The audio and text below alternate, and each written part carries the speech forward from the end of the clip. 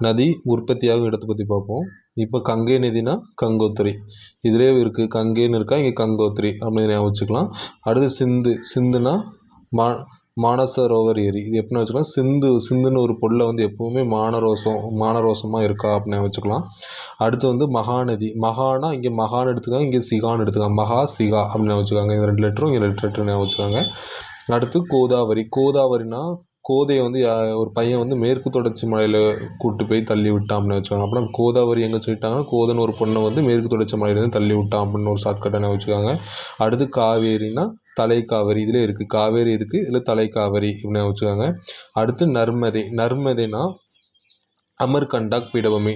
நர்மதை வந்து அமர்கலமாக இருக்கா அப்படின்னா அமர்கண்டாக் பீடபூமி. நர்மதின்னு ஒரு பொண்ணு அமர்கலமாக இருக்கா அப்படின்னா அமர்கண்டா பீடபூமி அப்படின்னு வச்சுக்காங்க. அடுத்து தபதி வந்து தளபதினு வச்சுக்காங்க. தளபதி பிறந்தநாளுக்கு வந்து நமக்கு என்ன தந்தாங்க, முட்டாய் தந்தாங்க. முல்டாயின்னு இருக்கா அப்படின்னா முட்டாய் தந்தாங்க அப்படின்னு வச்சுக்காங்க. பிடிச்சிருந்தா லைக் பண்ணுங்கள், சப்ஸ்கிரைப் பண்ணுங்கள்.